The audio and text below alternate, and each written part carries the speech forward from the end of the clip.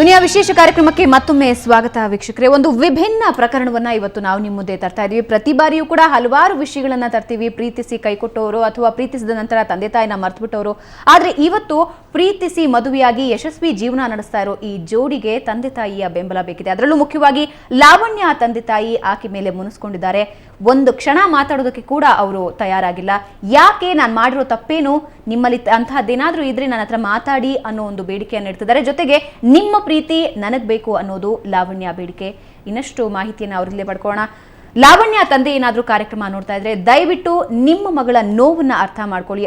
ಅವ್ರು ಏನು ಅನುಭವಿಸ್ತಾ ಇದ್ದಾರೆ ಆ ನೋವನ್ನ ಸ್ವಲ್ಪ ಅರ್ಥ ಮಾಡ್ಕೊಳ್ಳಿ ಅನ್ನೋದು ನಮ್ಮೆಲ್ಲರ ಆಶಯ.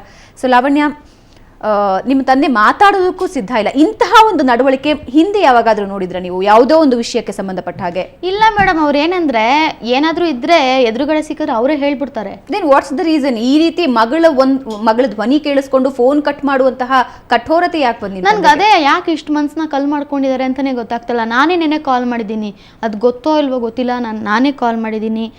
ಮಾತಾಡ್ರಿ ಅಂದ ತಕ್ಷಣ ಫೋನೇ ಕಟ್ ಮಾಡಿಬಿಟ್ರು, ಮತ್ತೆ ಫೋನೇ ರಿಸೀವ್ ಮಾಡ್ತಾಯಿಲ್ಲ. ಏನಾದರೂ ಇದ್ರೆ ಬೈದ್ಬಿಡ್ಲಿ ಒಂದು ಮಾತು, ಇಲ್ಲ ಒಂದು ಹೇಟ್ ನಾನೇ ಹೊಡಿಸ್ಕೋತೀನಿ. ಹೊಡ್ಸ್ಕೊಳ್ಳೋಕ್ಕೂ ಸಿದ್ಧ ನಾನು. ಹೊಡಿತಾರಾ, ಹೊಡಿಲಿ, ಪರವಾಗಿಲ್ಲ. ನಮ್ಮ ತಂದೆ ನನ್ಗೆ ಹಕ್ಕಿದೆ ಅವ್ರು ಹೊಡಿಯೋದಕ್ಕೆ. ನನ್ನ ಬುದ್ಧಿ ಬಂದಂಗಿಂದ ಅವ್ರು ಒಂದು ಏಟು ನನ್ನ ಮೇಲೆ ಹಾಕಿಲ್ಲ.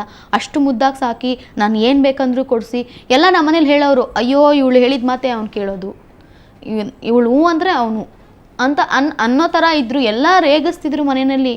ಏನು ಮಗಳ ಮಾತೆ ನಿನಗೆ ದೊಡ್ಡದಾ ಅನ್ನೋ ಥರ. ಅಷ್ಟು ಚೆನ್ನಾಗಿ ಬೆಳೆಸಿದ್ದಾರೆ ನಮ್ಮ ತಾಯಿನೂ ಕೂಡ ಅವ್ರು ಅಷ್ಟು ಚೆನ್ನಾಗಿ ನೋಡ್ಕೊಂಡಿದ್ದಾರೋ ಅಲ್ವೋ ಗೊತ್ತಿಲ್ಲ. ಹೆಂಡ್ತಿನೂ ಸಹ ಅಷ್ಟು ಚೆನ್ನಾಗಿ ನೋಡ್ಕೊಂಡಿಲ್ಲ. ಮಗಳನ್ನ ಆ ಥರ ನೋಡ್ಕೊಂಡಿದ್ರು. ನನಗೇ ಬೇಜಾರಿದೆ. ಯಾಕಂದರೆ ಅವರು ತುಂಬ ಗ್ರ್ಯಾಂಡಾಗಿ ಮದುವೆ ಮಾಡಬೇಕು ಅಂತ ಪ್ಲ್ಯಾನ್ ಮಾಡ್ಕೊಂಡಿದ್ರು. ಒಬ್ಬಳೇ ಮಗಳು, ನನ್ನ ತಮ್ಮ. ಇರೋ ಮಗಳಿಗೆ ಖಂಡಿತ ಎಲ್ಲರನ್ನೂ ಕರೆದು ಮದುವೆ ಮಾಡಬೇಕು ಅಂತ ಆಸೆ ಪಟ್ಟಿದ್ರು. ನಾನು ಅದಕ್ಕೂ ಅವ್ರ ಹತ್ರ ಎಕ್ಸ್ಕ್ಯೂಸ್ ಕೇಳ್ತೀನಿ. ಎಲ್ಲರ ಆಸೆನೂ ನಾನು ಮುರಿದ್ಬಿಟ್ಟು ಬಂದೆ. ನಾನು ಎಲ್ಲರ ಆಸೆಗೂ ತಣ್ಣೀರು ಎರಚಿಬಿಟ್ಟಿದ್ದೀನಿ. ನನಗೆ ಗೊತ್ತು ಅದ್ರ ಬಗ್ಗೆ ನನಗೆ ಬೇಜಾರಿದೆ, ಬೇಸರ ಇದೆ. ಯಾಕಂದರೆ ಒಂದು ಮದುವೆ ಅಂದರೆ ಎಷ್ಟೋ ಸಾವಿರ ಕನಸು ಕಟ್ಕೊಂಡಿರ್ತಾರೆ ತಂದೆ ತಾಯಿ. ಮಗಳು ಮದುವೆ ಮಾಡಬೇಕು, 100 ಜನಕ್ಕೆ 1000 ಜನ. ಆದರೆ ನಿಮ್ಮ ಆಸೆ, ನಿಮ್ಮ ಸುಖಕ್ಕಿಂತ ಇದು ಜಾಸ್ತಿ ಆಗುತ್ತೆ. ಗ್ರ್ಯಾಂಡ್ ಆಗಿ ಮದುವೆ ಮಾಡೋದು, ಅವ್ರು ನೋಡಿದ ಗಂಡನ್ನೇ ಮದುವೆ ಆದ್ರೆ ಮಾತ್ರ ಚೆನ್ನಾಗಿರ್ತಾಳೆ ಅನ್ನೋದು ಜಾಸ್ತಿ. ನಾವು ಅದನ್ನು ಹೇಳಿದ್ವಿ ಮೇಡಮ್. ನೀನು ಅನ್ಕೊಂಡಿದ್ದೆ ಅಲ್ವಾ ಮದುವೆ ಮಾಡಬೇಕು ಅಂತ. ಓಕೆ, ನೀನು ಮದುವೆ ಮಾಡು, ನಮ್ಗೆ ಗ್ರ್ಯಾಂಡ್ ಆಗಿ ಬೇಡ, ಅಟ್ಲೀಸ್ಟ್ ಒಂದು ದೇವಸ್ಥಾನದಲ್ಲಿ ಮದುವೆ ಮಾಡ್ಕೊಳ್ಳಿ. ಇವ್ರು ಅದನ್ನೇ ಕೇಳಿದ್ದು ನಮ್ಮ ಯಜಮಾನ್ರು. ಸರ್, ನಾವು ಗ್ರ್ಯಾಂಡಾಗಿ ಮದುವೆ ಮಾಡ್ಕೊಳ್ಳಲ್ಲ ಸರ್, ನೀವೇ ನಿಮ್ಮ ಕೈಯಾರೆ ನಿಮ್ಮ ಹುಡುಗಿನ ಉಟ್ಬಟ್ಟಲ್ಲೇ ಕಳಿಸ್ಕೊಡಿ. ಅವ್ರು ಅಷ್ಟು ಕೇಳಿದ್ರು. ಅದೇ ಮೇಡಮ್, ಅಲ್ಲೆಲ್ಲ ಮಾತಾಡಿದ್ರು. 1 ವೀಕ್ ಟೈಮ್ ಕೊಟ್ಟರು. ಯಾಕೆ ನನಗೆ ಯಾರೂ ಸಹ ಹೇಳಲಿಲ್ಲ ಇದುವರೆಗೂ. ಇವ್ರನ್ನ ರಿಜೆಕ್ಟ್ ಮಾಡೋದಕ್ಕೆ ಏನು ಕಾರಣ ಅಂತಲೇ ಗೊತ್ತಿಲ್ಲ ನನಗೆ. ಅವ್ನು ಬೇಡ. ಯಾಕೆ ಬೇಡ? ಇದೇ ಪ್ರಾಬ್ಲಮ್ ಏನಕ್ಕೆ ಅನ್ನೋದೇ ಗೊತ್ತಾಗ್ತಿಲ್ಲ ನನಗೆ. ಅಥವಾ ಆಸ್ತಿಗೆ ಸಂಬಂಧಪಟ್ಟಂಗೆ ಯಾರಾದ್ರೂ ನಿಮ್ಮ ತಂದೆ ಮೇಲೆ ಪ್ರೆಷರೈಸ್ ಮಾಡ್ತಾರೆ? ಸಂಬಂಧಿಕರು ಯಾರಾದ್ರೂ ಇದ್ರ ಮಧ್ಯದಲ್ಲಿ ನಿಮ್ಮ ಮತ್ತೆ ನಿಮ್ಮ ತಂದೆ ಮಧ್ಯ ಮಿಸ್ಕಮ್ಯುನಿಕೇಟ್ ಮಾಡೋದಕ್ಕೆ ಪ್ರಯತ್ನ? ಆಸ್ತಿ ಅಂತ ನಮ್ಗೆ ಅಷ್ಟು ದೊಡ್ಡ ಪ್ರಾಪರ್ಟಿ ಇರೋವಂಥದ್ದು ನಮ್ಮ ತಂದೆ. ನಾವು ಮಿಡಲ್ ಕ್ಲಾಸ್ ಫ್ಯಾಮಿಲಿನೇ ಇರೋ ಅದರಲ್ಲಿ ನಾವು ಸಂತೋಷವಾಗಿ ಸುಖವಾಗಿ ನಾವು ಇದ್ದೀವಿ. ನನಗೆ ಯಾವುದೇ ಥರ ಆಸ್ತಿ ಪಾಸ್ತಿ ಬೇಡ. ಅವ್ರು ಅಂದ್ಕೊಂಡಿರ್ಬೋದು ಇದಕ್ಕಿದ್ದಂಗೆ ಇವಳು ಬರ್ತಾ ಇದ್ದಾಳೆ ಅಂದರೆ ಏನೋ ಪ್ರಾಪರ್ಟಿಗೋಸ್ಕರನೇ ಬರ್ತಾ ಇರ್ಬೋದು, ಇಲ್ಲ ಏನೋ ಹೇಳ್ಕೊಳ್ಳೋಕ್ಕೆ ಬೇರೆ ಮಾಡೋಕ್ಕೆ ಬರ್ತಾ ಇರ್ಬೋದು ನಮ್ಮನ್ನ ಅಂತ. ಖಂಡಿತ ಇಲ್ಲ. ಅವರೆಲ್ಲ ಎಲ್ಲರ ಜೊತೆಲೂ ಒಬ್ಬಳಾಗಿರೋದಕ್ಕೆ ನಾನು ಇಷ್ಟಪಡ್ತೀನಿ ಅಷ್ಟೇ. ಅವರಲ್ಲಿ ಒಂದು ಸ್ವಲ್ಪ ಪ್ರೀತಿ ನನಗೋಸ್ಕರ ಎತ್ತಿಟ್ರೆ ಸಾಕು. ನಾನು ಅವ್ರ ಮನೆಗೆ ಹೋಗೋದು ಬೇಡ, ಎಲ್ಲೂ ನನ್ನ ಕರೆಯೋದು ಬೇಡ. ಅಟ್ಲೀಸ್ಟ್ ಒಂದು ಫೋನ್ ಮಾಡಿ, ಹೇಗಿದ್ಯಮ್ಮ ಮಗಳೇ, ಮೊಮ್ಮಗಳು ಹೇಗಿದ್ದಾಳೆ, ಚೆನ್ನಾಗಿದ್ಯಾ, ಊಟ ಮಾಡಿದ್ಯಾ, ನೆಮ್ಮದಿಯಾಗಿದ್ಯಾ, ಅಷ್ಟೇ ಸಂತೋಷ ನನಗೆ ಇನ್ನೇನು ಬೇಡ. ಯಾರೂ ಫೋನ್ ಮಾಡಲಿಲ್ಲ ಅಂದರೆ ನನ್ನ ಅನಾಥೆ ಅನ್ನೋ ಭಾವ ಕಾಡುತ್ತೆ ನನಗೆ ಎಲ್ಲ ಇದ್ದು ಇವತ್ತು ಇಲ್ಲದೇ ಇರೋ ಥರ ಇದ್ದೀನಿ. ಅವ್ರು ಅಂದ್ಕೊಂಡಿರ್ಬೋದು ಇಷ್ಟು ವರ್ಷ ಇಲ್ದಿದ್ದು ಇವಳು ಯಾಕೆ ಇವಾಗ ಮಾತಾಡಬೇಕು ಅಂತ ಅಂದ್ಕೊಂಡಿದ್ದಾಳೆ ಅಂತ. ನಾನು ಇಷ್ಟು ವರ್ಷವೂ ನಾನು ಅನ್ಕೊತಾ ಇದ್ದೆ, ಪ್ರಯತ್ನ ಪಡ್ತಾ ಇದ್ದೆ. ಬಟ್ ಆದರೆ ನನ್ನ ಮುಂದೆ ಅಂದರೆ ನನ್ನ ತಂದೆ ಮುಂದೆ ಬಂದು ನಿಲ್ಸೋರು ಯಾರೂ ಇಲ್ಲ ಮೇಡಮ್. ಇವತ್ತು ನಾನು ಬರ್ತೀನಮ್ಮ, ನಡಿ ನಿಮ್ಮ ತಂದೆ ಹತ್ರ ಮಾತಾಡೋಣ, ಯಾರು ಮುಂದೆ? ನಿಮ್ ರಿಲೇಟಿವ್ಸ್ ಅಲ್ಲೂ ಯಾರು ಇಲ್ವಾ ಈ ರೀತಿ ನಿಮ್ಮನ್ನ ಸಪೋರ್ಟ್ ಮಾಡೋರಾಗ್ಲಿ, ತಂದೆ ಮಗಳ ಸಂಬಂಧನ ಸರಿ? ಇಲ್ಲ ಮೇಡಮ್, ಅದೇ ನಾನು ಅನ್ಕೋತಾರದು. ಇವತ್ತು ನನ್ನ ಮೇಲೆ ಪ್ರೀತಿ ಇರೋರೆಲ್ಲ ಮನೆಯಲ್ಲಿ ಇದ್ದಾರೆ. ಅಯ್ಯೋ ಮಾಡ್ಕೊಂಡಿದ್ದಾಳೆ, ಹೋಗ್ಲಿ ಬಿಡು, ಏನೋ ಅಂದ್ಕೊಳ್ಳೋರು ಇದ್ದಾರೆ. ಬಟ್ ಅದನ್ನು ಮುಂದಕ್ಕೆ ಬಂದು ನಾವು ಒಂದು ಮಾಡ್ತೀವಿ ತಂದೆ ಮಗಳನ್ನ, ಖಂಡಿತ ಯಾರೂ ಮುಂದೆ ಬರ್ತಾಯಿಲ್ಲ. ಅವರು ಇವತ್ತು ನಾನು ಮೀಡಿಯಾದಲ್ಲಿ ಬಂದಿದ್ದೀನಿ ಅನ್ನೋ ಕಾರಣಕ್ಕೆ ನನ್ನ ಮೇಲೆ ದ್ವೇಷ ಸಾಧಿಸ್ಬೋದು. ನಾನು ಖಂಡಿತ ಅದನ್ನು ಹೇಳ್ಬಿಡ್ತೀನಿ ಅವ್ರಿಗೆ. ನಾನು ಮೀಡಿಯಾ ಮುಂದೆ ಬಂದಿರೋದು ಇದೊಂದು ವೇದಿಕೆಯಾಗಿ ತೊಗೊಳೋದಕ್ಕೆ. ನನ್ನ ತಂದೆ ಮಧ್ಯೆ ಯಾರೂ ಬರಬಾರ್ದು ಮಧ್ಯೆ. ನಾನು ಏನು ಹೇಳಬೇಕು ಅದನ್ನು ಅವ್ರಿಗೆ ನೇರವಾಗಿ ಹೇಳೋದಕ್ಕೆ ಇಷ್ಟಪಡ್ತೀನಿ. ಮಧ್ಯೆ ಬರೋದು, ನಾನು ಹೇಳಿದ್ದನ್ನು ತಿರುಚಿ ಇನ್ನೊಬ್ಬರು ನಮ್ಮ ತಂದೆಗೆ ಹೇಳೋದು ಬೇಡ. ನನ್ನ ಮನಸ್ಸಲ್ಲಿರೋದು ಏನಿದೆಯೋ ಅದನ್ನು ನಮ್ಮ ಸುವರ್ಣ ನ್ಯೂಸ್ ಮೂಲಕ ನಾನು ಹೇಳ್ತೀನಿ. ಹೇಳ್ತಾ ಇದ್ದೀನಿ ಅಷ್ಟೇ. ಮಂಜುನಾಥ್, ನಿಜವಾಗಿಯೂ ನಿಮ್ಮ ಹೆಂಡತಿಗೆ ನೀವು ಸಪೋರ್ಟ್ ಮಾಡ್ತಾ ಇರೋ ರೀತಿ ಹ್ಯಾಟ್ಸ್ ಆಫ್ ಅನ್ಲೇಬೇಕು. ಯಾಕೆಂದ್ರೆ ಪ್ರೀತಿ ಕೊಡೋದು ಬೇರೆ, ಜವಾಬ್ದಾರಿನ ವಹಿಸ್ಕೊಡೋದು ಬೇರೆ. ಆದ್ರೆ ಆಕೆ ಮನಸ್ಸಿನಲ್ಲಿ ಎಷ್ಟು ನೋವು ಅನುಭವಿಸ್ತಿದ್ದಾಳೆ ಅದನ್ನ ನೀವು ಹೊರಗೆ ತರೋ ಪ್ರಯತ್ನ ಮಾಡ್ತಿದ್ದೀರಾ, ಅವ್ರ ತಂದೆ ಜೊತೆ ಸೇರಿಸೋ ಪ್ರಯತ್ನ ಮಾಡ್ತಿದ್ದೀರಾ. ಮಗು ಆದಾಗ್ಲೂ ಅಷ್ಟೇನೆ, ನಮ್ಮ ತಂದೆ ತಾಯಿಗೆ ಹುಷಾರಿರಲಿಲ್ಲ ಆ ಟೈಮಲ್ಲಿ. ಒಂದು ವಾರದ ಮಗು ಅದು. ಆ್ಯಕ್ಚುಲಿ 1 ವಾರದ ಮಗು ಅಂದರೆ ಅವಾಗ ಕೆಲವೊಂದು ಪ್ರೊಸೀಜರ್ಗಳಿರುತ್ತೆ, ಅವರು ಅದು ಮಾಡಬಾರ್ದು ಇದು ಮಾಡಬಾರ್ದು ಅಂತ. ಬಟ್ 1 ವೀಕ್ ಮಗುವಿಂದನೂ ಅವಳು ಒಬ್ಬಳೇ ನೋಡ್ಕೊಂಡಿದ್ದಾಳೆ ಮೇಡಮ್ ಪಾಪುನ. ಆ ಒಂದು ನೋವು ನನಗೆ ಇವಾಗಲೂ ಇದೆ. ನಮ್ಮ ತಾಯಿಗೆ ಹುಷಾರಿಲ್ಲ, ಆ ಟೈಮಲ್ಲಿ ಬರೋಕ್ಕಾಗಿಲ್ಲ, ನಮ್ಮ ತಂದೆಗೆ ಆಗಲ್ಲ. ಆ ಟೈಮಲ್ಲಿ ಅವಳು ಒಬ್ಬಳೇ ಪಾಪು ನೋಡ್ಕೊಂಡಿದ್ದಾಳೆ, ಯಾರಿಲ್ಲ. ಆ ಟೈಮಲ್ಲಿ ಅವಳಿಗೆ ಎಷ್ಟು ನೋವಾಗಿರ್ಬೇಡ, ನಮ್ಮ ತಾಯಿ ಅಟ್ಲೀಸ್ಟ್ ನಮ್ಮ ತಾಯಿ ಜೊತೆಲಿ ಇರಬೇಕಾಗಿತ್ತು ಅಂತ ಅವಳಿಗೆ ಎಷ್ಟು ಅನಿಸಿರಲ್ಲ ಅವಾಗ. ಆ ಒಂದು ನೋವು ಅಷ್ಟೇ. ನಾನು ಇವತ್ತು ಕೇಳ್ತೀನಿ, ಅವ್ರ ಆಸ್ತಿ ಏನು ಬೇಡ ಮೇಡಮ್, ಅಟ್ಲೀಸ್ಟ್ ಅವ್ರ ಜೊತೆ ಮಾತಾಡಲಿ ಸಾಕು ಅವ್ರ ಅಪ್ಪ ಅಮ್ಮ. ಅವಳಿಗೆ ಎಷ್ಟೋ ಖುಷಿ, ಅವಳು ಎಷ್ಟೋ ಖುಷಿಯಾಗಿದ್ರೆ ನಾವು ಎಷ್ಟೋ ಖುಷಿಯಾಗಿರ್ತೀವಿ. ಅದೊಂದೇ ಕೇಳ್ಕೊಳ್ಳೋದಷ್ಟೇ. ಇಲ್ಲ ಮೇಡಮ್, ಯಾಕಂದ್ರೆ ನನ್ನ ಪ್ರತಿದಿನ ನನ್ನ ಮಗು ನೋಡ್ಕೊಳ್ಳೋವಾಗ ನಾನು ಅನ್ಕೋತಿದ್ದೆ, ನಮ್ಮಮ್ಮನೂ ನನ್ನ ಹಿಂಗೆ ಸಾಕಿರ್ಬೋದಲ್ವಾ. ಇವ್ರು ಬಂದು ನನ್ನ ಮಗಳನ್ನ ಮಾತಾಡ್ಸ್ಬೇಕಾದ್ರೆ ಚಿಕ್ಕ ಮಗಳು ನಮ್ಮ ತಂದೆನೂ ಅದೇ ಥರ ನಾನು ಮಾತಾಡ್ಸಿರ್ಬೋದಲ್ವಾ, ಅಷ್ಟು ಪ್ರೀತಿ ಕೊಟ್ಟಿರ್ಬೋದಲ್ವಾ. ಇವತ್ತು ಇವ್ರ ಮಗಳನ್ನ ಯಾವ ಥರ ಮಾತಾಡಿಸ್ತಾರೋ ಅಷ್ಟೇ ಪ್ರೀತಿ ನನಗೂ ನನ್ನ ತಂದೆ ಕೊಟ್ಟಿದ್ದಾರೆ, ಮುದ್ದಾಗಿ ಸಾಕಿದ್ದಾರೆ, ಒಬ್ಬಳೇ ಮಗಳು ಅಂತ. ನಾನು ಕೇಳಿದ್ದೆಲ್ಲನೂ ಕೊಡ್ಸಿದ್ದಾರೆ. ನನ್ನ ಮಗು ಆಗಿದ್ದ ಟೈಮಲ್ಲಿ ಪ್ರತಿದಿನ ನಮ್ಮ ತಂದೆ ತಾಯಿನ ನೆನೆಸ್ಕೋತಿದ್ದೆ. ಹೌದು, ಎಷ್ಟೇ ಕೆಟ್ಟ ಕೆಲಸ ಮಾಡಿದ್ರು ತಂದೆ ತಾಯಿಗಳು ಕ್ಷಮಿಸ್ಬಿಡ್ತಾರೆ ಮಕ್ಕಳನ್ನ. 100 ಜನ ಏನೇನೋ ಕೆಲಸ ಮಾಡ್ತಾರೆ, ಹುಡುಗಿರು ಫ್ಲರ್ಟ್ ಮಾಡ್ತಾರೆ, ಸಿಕ್ಕಾಕೋತಾರೆ, ಮನೆಯಲ್ಲೆಲ್ಲ ಏನೇನೋ ಆಗುತ್ತೆ, ಇಲ್ಲ ಮೋಸ ಮಾಡಿರ್ತಾರೆ, ದುಡ್ಡು ತಗೊಂಡು ಹೋಗಿರ್ತಾರೆ. ನಾನು ಯಾವುದೂ ಆ ಥರ ಕೆಲಸ ಮಾಡಿಲ್ಲ ಮೇಡಮ್. ಇವತ್ತು ಯಾರಾದರೂ ಫೋನ್ ಮಾಡಿ ನನಗೆ ಹೇಳಿ, ನೀನು ಈ ಥರ ನಮ್ಮ ಮನೆಯಿಂದ ಎತ್ಕೊಂಡು ಹೋಗಿದ್ಯಾ ಕಣೆ ನೀನು, ಇಲ್ಲ ನಾನು ಯಾವ್ದು 1 ರೂಪಾಯಿ ನಾನು ಎತ್ಕೊಂಡ್ಬಂದಿಲ್ಲ. ಆದ್ರೆ ಮಂಜುನಾಥ್ ಫೋನ್ ಮಾಡಿ ಕೂಡ ಹೇಳಿದ್ರು ಮದುವೆ ಮಗು ಆಗಿದೆ ಅಂತ. ನೀವು ಬಾಣಂತಿ ಅಂತಾನೂ ಗೊತ್ತು.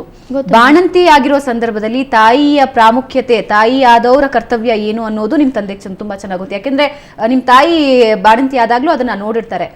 ಅಷ್ಟೊಂದು ಕಲ್ಲು ಮನ್ಸ ನಿಮ್ ತಂದೆದು. ಅದೇ ಮೇಡಮ್, ನನ್ಗೆ ಗೊತ್ತಾಗ್ತದೆ. ಮಗಳು ಬಾಣಂತಿ ಆಗಿದ್ದಾಳೆ, ಖಂಡಿತ ಗೊತ್ತಾಗಿರುತ್ತೆ ವಿಷಯ. ಒಬ್ಬಳೇ ಎಲ್ಲವನ್ನ ಅನುಭವಿಸ್ತಿರ್ತಾಳೆ ಅನ್ನೋದು ಖಂಡಿತ ಗೊತ್ತಾಗಿರುತ್ತೆ. ವಿಷಯ ಗೊತ್ತಾಗದೆ ಏನು ಇರೋದಿಲ್ಲ. ತನ್ನ ಮುದ್ದಿನ ಮಗಳು, 25 ವರ್ಷ ಸಾಕಿದ ಮುದ್ದಿನ ಮಗಳು ಬಾಣಂತಿಯಾಗಿ 1 ವಾರದ ಮಗುನ ಕೈಯಲ್ಲಿ ಇಟ್ಕೊಂಡು ಒಬ್ಬಳೇ ನರಕಯಾತನೆ ಅನುಭವಿಸಿದಾಳೆ ಅಂದಾಗ್ಲೂ ಯಾಕೆ ನಿಮ್ಮ ತಂದೆ ಮನ್ಸು ಕರಗಲಿಲ್ಲ? ನಾನು ಅದೇ ಮೇಡಮ್, ಅಟ್ಲೀಸ್ಟ್ ನನ್ನ ಜೊತೆ ಮಾತಾಡಲಿ ನಮ್ಮ ತಂದೆ, ನನಗೆ ಹೊಡೆದು ಬಿಡ್ಲಿ, ನಾನು ಹೊಡಿಸ್ಕೋತೀನಿ ನಮ್ಮ ತಂದೆ ಹತ್ರ. ಒಂದು ಏಟ್ ಯಾಕೆ ಹೀಗೆ ಮಾಡಿದೆ ಬೈಲಿ, ನಾನು ಬೈಸ್ಕೊಳ್ಳೋಕ್ಕೂ ರೆಡಿ ನಾನು. ನಮ್ಮ ತಂದೆ ನನ್ನ ಹತ್ರನೇ ಮಾತಾಡಲಿಲ್ಲ ಅಂದರೆ ನನ್ನ ಮನಸ್ಸಿಗೆ ಅನಿಸ್ತಾ ಇರುತ್ತೆ, ನೀನೇನೋ ತಪ್ಪು ಮಾಡಿದ್ಯಾ, ಅದಕ್ಕೆ ಅವ್ರು ಮಾತಾಡ್ತಿಲ್ಲ. ನೀನು ಏನು ಮಾಡಿದ್ಯಾ? ನಾನು ಯಾವಾಗಲೂ ಅದನ್ನು ಅವಲೋಕನ ಮಾಡ್ತೀನಿ ಮೇಡಮ್. ಏನು ಮಾಡಿದ್ದೀನಿ ನಾನು? ಈ ಪ್ರಪಂಚದಲ್ಲಿ ಯಾರೂ ಮಾಡಿಲ್ವಾ? ಈ ಪ್ರಪಂಚದಲ್ಲಿ ಯಾರು ಮಾಡದೇ ಇರೋ ತಪ್ಪು ನಾನು ಮಾಡಿದ್ದೆ, ಅವ್ರಿಗೆ ಕ್ಷಮಿಸ್ತೇ ಇರಲಿ, ನನ್ನ ಪರವಾಗಿಲ್ಲ. ಆಯಿತು, ಇವ್ರು ಕರ್ಕೊಂಬಂದು ನನಗೆ ಮೋಸ ಮಾಡಿದಿದ್ರೆ ನಾನು ಎಲ್ಲಿ ಹೋಗಬೇಕಿತ್ತು ಮೇಡಮ್? ನಮ್ಮ ತಂದೆ ಮನೆಗೆ ಹೋಗ್ಲಾ, ಇಲ್ಲ ನಾನು ಆತ್ಮಹತ್ಯೆ ಮಾಡ್ಕೋಬೇಕಿತ್ತ? ನೀವೇ ಹೇಳಿ. ನನ್ನ ತಂದೆ ಮನೆಗಂತೂ ಹೋಗೋಕ್ಕಾಗ್ತಿರ್ಲಿಲ್ಲ. ಅವ್ರು ನಾನು ಇವಾಗಲೇ ಸೇರಿಸ್ಕೊಂಡಿಲ್ಲ, ಚೆನ್ನಾಗಿರೋವಾಗೇ ಸೇರಿಸ್ಕೊಂಡಿಲ್ಲ. ನಾನು ಕೆಟ್ಟೋದಂತ ಹೋದವ್ರ ಮನೆ ಬಾಗಿಲಲ್ಲಿ ನಿಂತ್ಕೊಂಡ್ರೆ ನನಗೆ ಅವ್ರು ಸೇರಿಸ್ಕೊಂಡಿದ್ರಾ? ಇಲ್ಲ, ನಾನು ಆತ್ಮಹತ್ಯೆ ಮಾಡ್ಕೋಬೇಕಿತ್ತಷ್ಟೇ. ಇವತ್ತು ದಿನ ಸತ್ತು ಬದುಕ್ತಾ ಇದ್ದೀನಿ ಅಷ್ಟೇ ನಾನು. ನನ್ನ ಎಲ್ಲ ತಂದೆ ತಾಯಿ ನಾನು ಕೇಳ್ಕೊಳ್ಳೋದಿಷ್ಟೇ, ಅವ್ರ ಮಕ್ಳ ಮನಸ್ಸನ್ನ ಅರ್ಥ ಮಾಡ್ಕೊಳ್ಳಿ. ಕೊನೆಯದಾಗಿ ಕ್ಯಾಮ್ರಾ ಮೂಲಕ ನಿಮ್ಮ ತಂದೆಗೆ ನೀವೇನು ಹೇಳಬೇಕು ಅಂತಿದ್ದೀರಾ ಖಂಡಿತ ಹೇಳಿ. ನಾನು ಹೇಳೋದಷ್ಟೇ, ನಮ್ಮ ಅಣ್ಣ, ನಮ್ಮ ಅಪ್ಪ ಅಂದರೆ ನಂಗೆ ತುಂಬಾ ಇಷ್ಟ. ನಮ್ಮ ಮನೇಲಿರೋರೆಲ್ಲರಿಗೂ ಗೊತ್ತು ನಮ್ಮ ಅಣ್ಣ ಅಂದರೆ ಲಾವಣಿಗೆ ಇಷ್ಟ ಅಂತ. ದಯವಿಟ್ಟು ನಾನು ಕೇಳ್ಕೊಳ್ಳೋದು, ನಮ್ಮ ಅತ್ತೆ ಮಾವ, ನಮ್ಮ ದೊಡ್ಡಪ್ಪ ದೊಡ್ಡಮ್ಮ, ನನ್ನ ಕಸಿನ್ಸು, ನನ್ನ ತಮ್ಮ, ಅವನಿಗೂ ನನ್ನ ಮೇಲೆ ತುಂಬ ಸಿಟ್ಟಿದೆ. ಎಲ್ಲರ ಹತ್ರ ಕ್ಷಮೆ ಕೇಳ್ತಾ ಇದ್ದೀನಿ. ನಿಮ್ಮ ಮನಸ್ಸು ನೋಯಿಸಿ ಬಂದಿದ್ದೀನಿ, ಖಂಡಿತ ಅದಕ್ಕೆ ನಾನು ಈ 3 ವರ್ಷ ತುಂಬಾ ಶಿಕ್ಷೆ ಅನುಭವಿಸಿದ್ದೀನಿ. ಅದನ್ನೆಲ್ಲ ನೀವು ದಯವಿಟ್ಟು ನಿಮ್ಮ ಹೊಟ್ಟೆಗೆ ಹಾಕ್ಕೊಂಡು ನನ್ನ ಕ್ಷಮಿಸ್ಬಿಡಿ. ಅದೇ ರೀತಿ ನಮ್ಮ ಅಣ್ಣಂಗೆ ನಾನು ಹೇಳೋದು, ನನಗೆ ನೀನು ಬೇಕಪ್ಪ ಅಷ್ಟೇ. ನಿನ್ನ ಆಸ್ತಿ ಬೇಡ, ನಿಂದೇನು ಬೇಡ ನನಗೆ.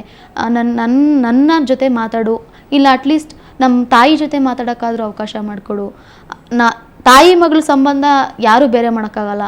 ಅಟ್ಲೀಸ್ಟ್ ಅವ್ರ ಜೊತೆ ಆದರೂ ಮಾತಾಡಿದ್ರೆ ನನ್ನ ನೋವಾದರೂ ಕಡಿಮೆ ಆಗುತ್ತೆ. ನಿನ್ನ ಮನಸ್ಸು ಯಾವತ್ತು ಕರಗುತ್ತೋ ಅವತ್ತೇ ನಿನ್ನ ಜೊತೆ ಮಾತಾಡು, ಪರವಾಗಿಲ್ಲ. ಅಟ್ಲೀಸ್ಟ್ ಅಮ್ಮನ ಜೊತೆ ಆದರೂ ಮಾತಾಡೋಕ್ಕೆ ಅವಕಾಶ ಮಾಡಿಕೊಡು, ಅಷ್ಟೇ ನಾನು ಕೇಳ್ಕೊಳ್ಳೋದು.